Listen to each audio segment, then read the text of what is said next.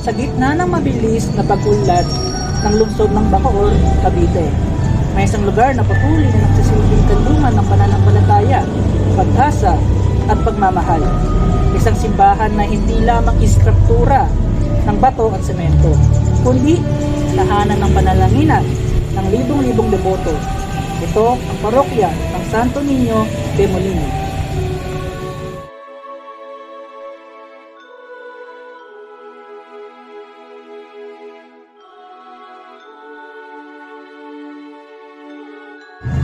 Ang demasyon sa Santo Niño, ang banal na sanggol na Isis ay isa sa pinakamagandang anyo ng pananampalataya ng Kristiyano sa Pilipinas.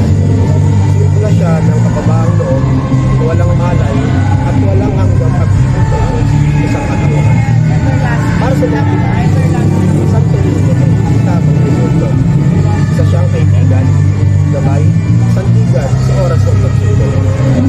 Ang demasyon na ito ang siyang nagpapundasyon ng pagkakatatag ng parokya ng Santo Niño de Molino.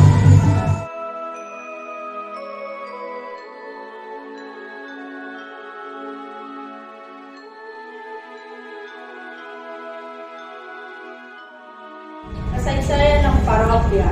Matatagpuan sa Bahayang Pag-asa, Molino 5, Bacoor City. Ang parokya ay sakop ng Diocese ng Imus.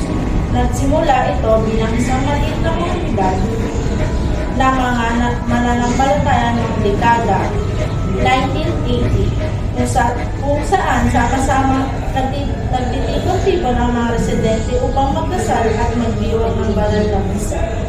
Sa paglipas ng mga taon, kasabay ng paglaki ng populasyon ng Molino, unti-unti ring lumago ang simbahan. Mula sa isang simpleng kapilya hanggang sa maging ganap na parokya na kinikilala at minamahal ng komunidad.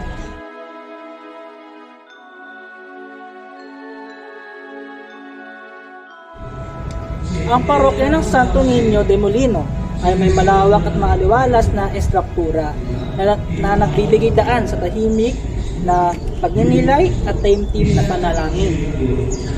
Ang altar, ang imahe ng Santo Niño at ang mga detalyeng makikita sa loob ng simbahan ay sumasalamin sa debosyon at sakripisyong ibinigay ng mga deboto.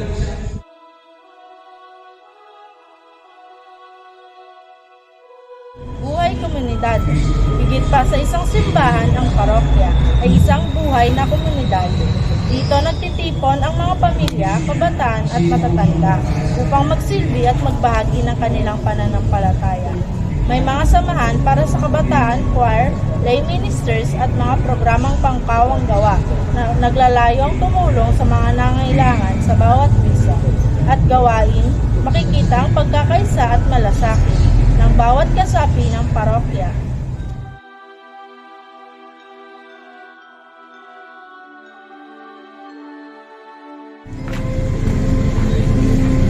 Isa sa pinakamahalagang pagdiriwang ng parokya ay ang kamistahan ng Santo Niño na ginaganap tuwing ikatlong linggo ng Enero.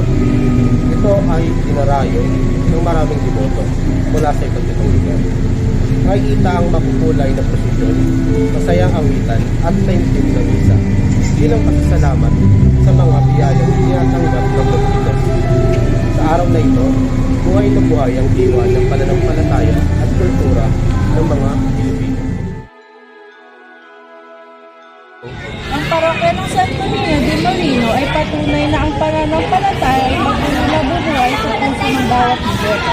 Isa itong paalala na sa gitna ng pagbabago ng panahon, ang panalangin, pag-asa at pagmamahal sa Diyos ay mananatiling matatag.